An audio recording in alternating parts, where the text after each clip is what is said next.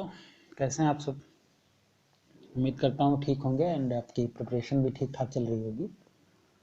सो जैसा कि मैंने पहले भी बताया था कि आप कम्युनिटी टैब जो चैनल की है उसको आप रेगुलर विजिट करते रहा करिए, क्योंकि उसमें जो प्रैक्टिस क्वेश्चंस हैं या कोई और लेटेस्ट अपडेट रहती है किसी पर्टिकुलर वीडियो की या कुछ ऐसा कुछ करंट अफेयर से रिलेटेड ऐसा कुछ आया तो वो उसमें शेयर कर देता हूँ मैं।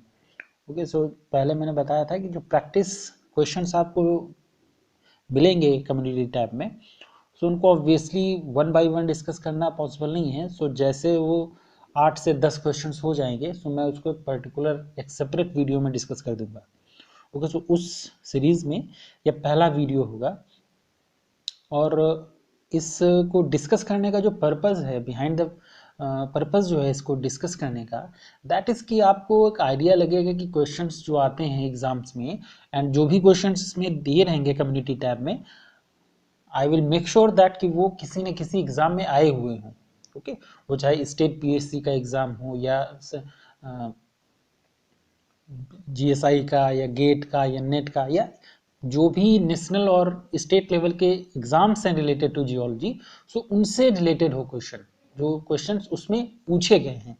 सो उससे क्या होगा, आपको एक अप्रोच मिलेगी कि कैसे हमको प्रिपरेशन करनी है, क्या अप्रोच रहनी चाहिए क्वेश्चन पेपर को अटेम्प्ट करने के टाइम पे, या कैसे निगोशिएट करना है कि जैसे एक क्वेश्चन में 4 ऑप्शंस हैं, सपोज करिए आपको 2 या 3 ऑप्शंस नहीं पता है, एक पता है कि ये नहीं हो सकता है, बाकी 2 या 3 में कंफ्यूजन है कि इसमें से कौन सा हो सकता है या इसमें से जो सबसे नियरेस्ट है ऑप्शन करेक्ट ऑप्शन के वो कौन सा होगा। सो इन सब चीज़ों को ध्यान में रखते हुए जो प्रीवियस ईयर क्वेश्चन पेपर हैं उनको ही मैं डिस्कस करूंगा। ओके, एंड जब आप previous year question paper solve करोगे तो ऑब्वियसली ये क्वेश्चंस आपको मिलेंगे वहाँ पे, तो वहाँ पे भी आपको हेल्प मिल जाएगी कि हाँ ये क्वेश्चंस तो आए हुए हैं, तो ये अप्रोच रहनी चाहिए और ये क्वेश्चंस हम पहले भी कर चुके हैं।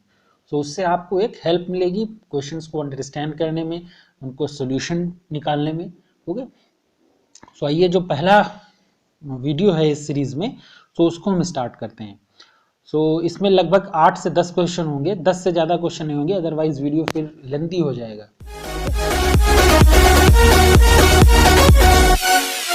तो जो पहला क्वेश्चन है जो टैब में पूछे गए हैं क्वेश्चन उन्हीं को मैं ले रहा हूँ अभी।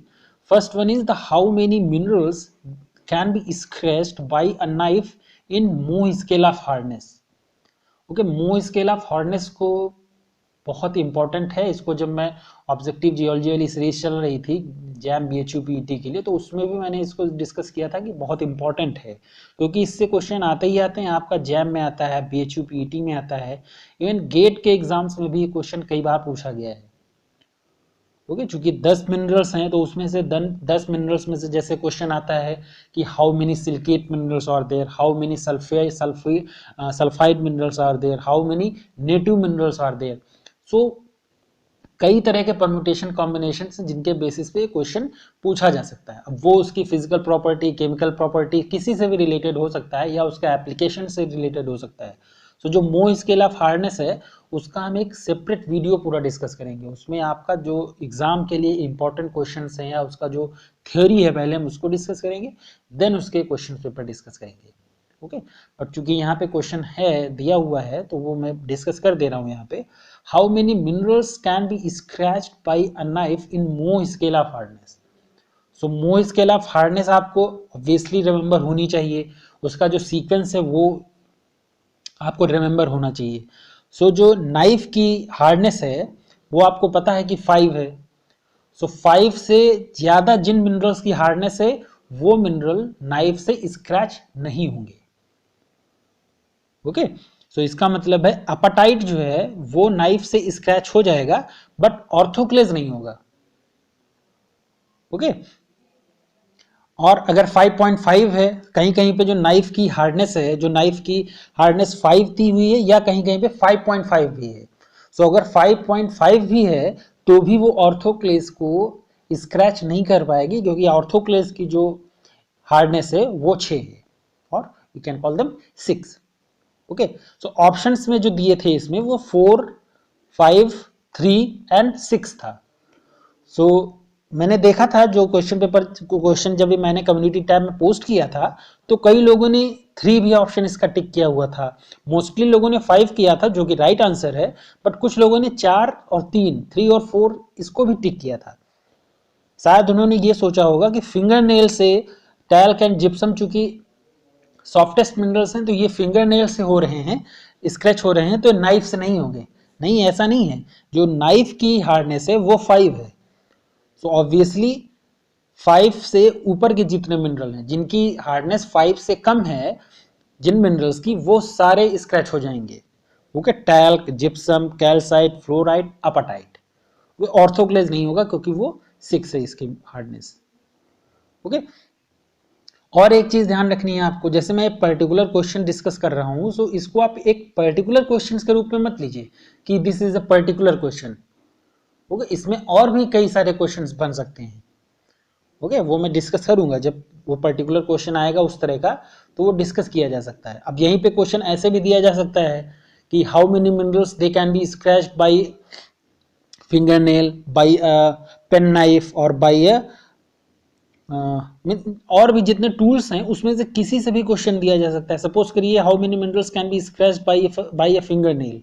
सो फिंगर नेल से 2.5, चूंकि फिंगर नेल की जो हार्डनेस है वो 2.5 होती है, तो टैल्क और जिप्सम को फिंगर नेल कट कर सकता है। फिंगर नेल सबसे बेस्ट टूल है। अगर आपके पास जो हार्डनेस बॉक्स है, अगर वो फील्ड पे आप गए हुए हो, फील्ड पे ऑब्वियसली वो नहीं होगा आपके पास, सो फिंगर नेल सबसे बेस्ट ऑप्शन रहता है। वो टैल्क एंड जिप्सम की हार्डनेस तो बता देगा।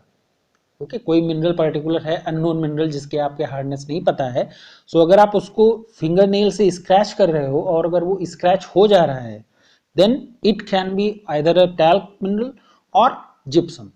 तो मोइस्ट स्केल ऑफ हार्डनेस में यही 2 मिनरल्स हैं, बट और भी कई सारे मिनरल्स होंगे जिनकी जो हार्डनेस है वो 2.5 से कम होगी। ओके, तो ये चीज आपको रिमेंबर रखनी है कि जो भी क्वेश्चन है उसको आप एक पर्टिकुलर क्वेश्चन के तौर पर मत लीजिए कि ये कोई पर्टिकुलर क्वेश्चन है तो यही हमको पढ़ना है। नहीं, अप्रोच ये रहनी चाहिए कि इससे रिलेटेड जितने भी फैक्ट हैं वो किया जा सके, वो भी हम अगर उससे रिलेटेड क्वेश्चन आए तो हम कर सकें। ओके, सो ये आपका अप्रोच होना चाहिए उस पर्टिकुलर क्वेश्चन को अटेम्प्ट करने के लिए। ओके, सो यहाँ पे जो ऑप्शन आपका है राइट वो 5 होगा।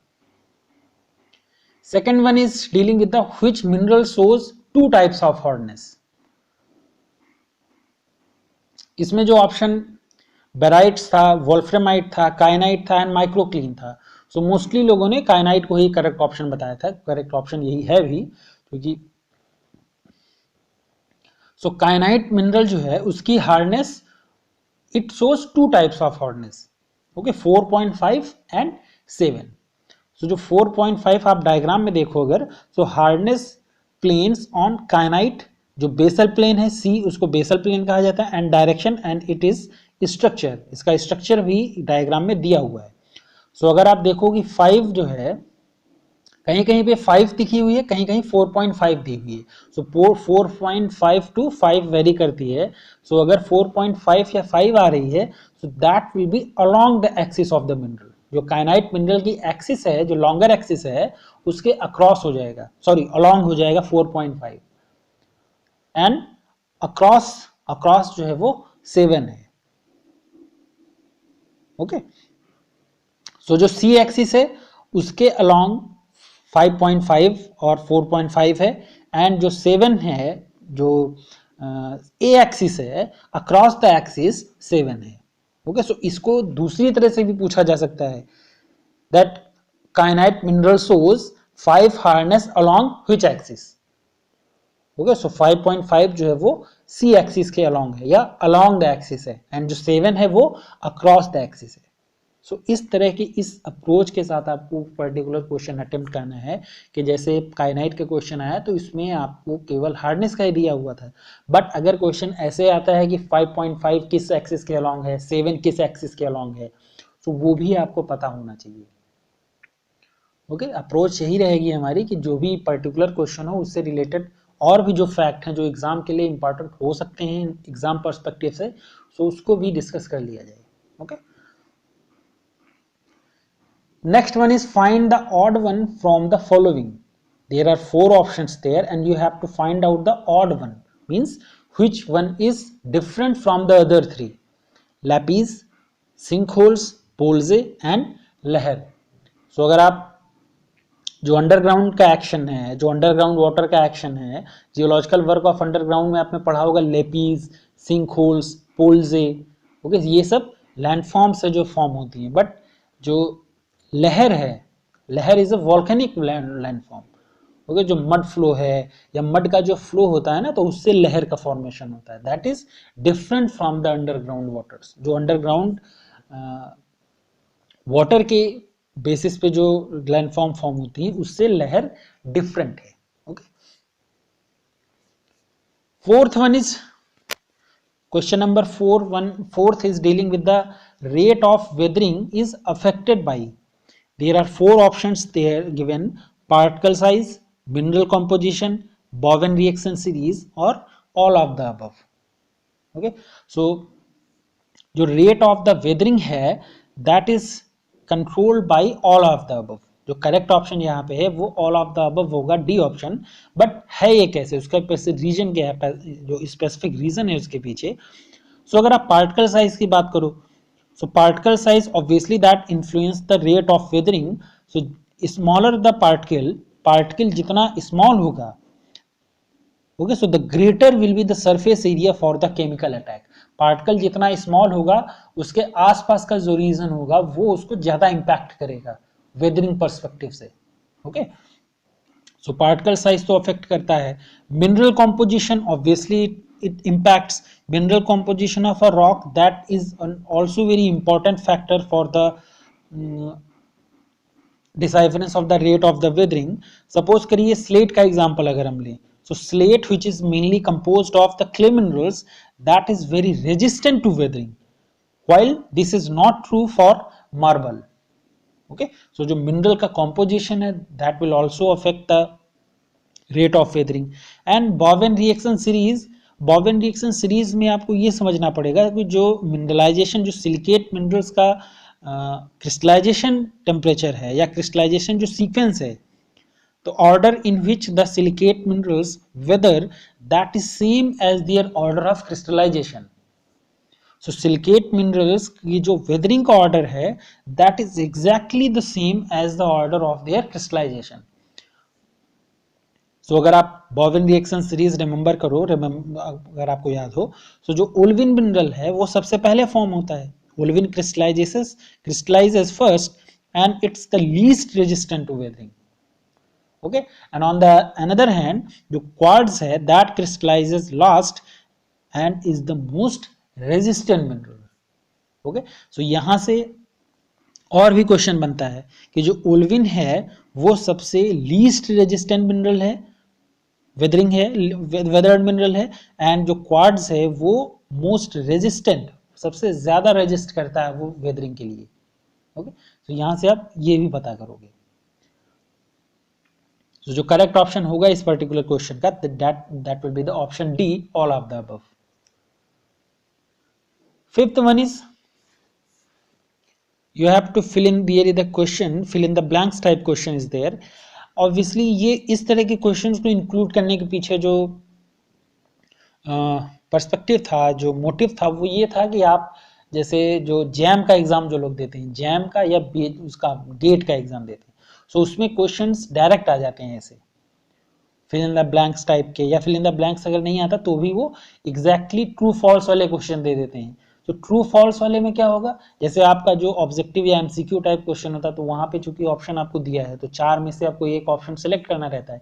बट अगर वो ट्रू फॉल्स टाइप का क्वेश्चन है तो ट्रू फॉल्स में अगर आपको एग्जैक्टली पता नहीं होगा कि उसका पर्टिकुलर आंसर क्या है, सो आप उसको ट्रू या फॉल्स नहीं कर पाओगे। सो इस वजह से इस तरह के भी क्वेश्चन इंक्लूड किए जाएंगे उसमें, क्योंकि एग्जैक्टली आपको पता होना चाहिए। तो यहाँ पे जो पर्टिकुलर क्वेश्चन है, tertiary rocks which are well developed in the Potwar and the Kashmir regions are known as. Okay, so ये मुरी फॉर्मेशन है। अगर आपने स्ट्रैटिग्राफी में आपने पढ़ रखा होगा मुरी फॉर्मेशन और मुरी सीरीज, सो इसकी जो एज है, एज भी आपको पता होनी चाहिए, that is middle Miocene to Oligocene. Okay, and अब रीजन तो इसमें दे ही दिया गया, क्वेश्चन में ही दिया हुआ है, the tertiary rocks which are well developed in the Potwar region and the Kashmir region, they are known as the Murree series.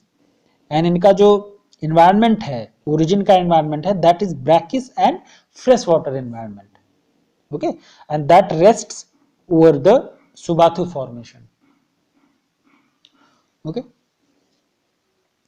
तो जो इसका करेक्ट ऑप्शन यहाँ पे चूंकि एज का ही पूछा गया है, in the tertiary rocks, the tertiary rocks well developed in the Potwar and Kashmir regions, they are known as the Muri formation, okay. Sixth one is there, the process of mass wasting that is controlled by a shear force, normal force and the shear strength. So the land debris landslide takes place when, okay, so ये question में पहले ही दिया हुआ है कि जो process of mass wasting है that is controlled by the shear force, normal force and the shear strength. So जो लैंड डेब्री है, जो लैंड स्लाइड और डेब्री स्लाइड है, that takes place when options are the shear force is greater than shear strength, normal force is greater than the shear force, shear strength is greater than the shear force, or normal force is greater than the shear force as well as the shear strength, okay. so इसके लिए आपको उसकी जो basic process है, जो mass wasting और rock mass slide की जो प्रोसेस है, उसको आपको समझना पड़ेगा। सो इसमें जैसे ही आप डायग्राम में देख सकते हो, जो ए डायग्राम दिया हुआ है, सो उसमें शियर फोर्स है, जो रेड से है वो शियर फोर्स है एंड ग्रीन से है that is the shear strength. So अगर आप एंगल ऑफ रिपोज या जो स्लाइड एंगल है, जो एंगल स्लाइडिंग एंगल है, उसको आप एंगल ऑफ रिपोज कहते हो, सो उसको अगर आप ऑब्जर्व करो ऑप्शन फिगर बी में, सो यहाँ पे आप देखिए जो शियर फोर्स है वो चेंज हो गया। जो ए डायग्राम में शियर फोर्स था वो कुछ था, बट बी डायग्राम में जो शियर फोर्स था वो बढ़ गया, और जो सी डायग्राम है जिसमें आपका शियर फोर्स और ज्यादा हो गया, क्योंकि जो शियर फोर्स जब ज्यादा हो जाएगा as compared to shear strength, then the rock slide और the land debris slide or the landslide that will take place, okay. So difference in the shear and the normal component of the gravitational force on the slopes with differing steepness. So the gravitational force is the same as in all the three cases. So आप देख भी सकते हो diagram में, जो gravitational force है that is same. So option जो figure इसमें ए है, so the shear force is substantially less than the shear strength, so the block should be stable. जो ए डायग्राम है उसमें जो shear force है that is substantially less, shear force is less than the shear strength, that's why the block is stable. But in diagram B, the shear force and the shear strength they are about equal, so the block may or may not move. But option जो C diagram है, in C diagram the shear force that is substantially greater than the shear strength, that's why the block is very likely to move down, okay.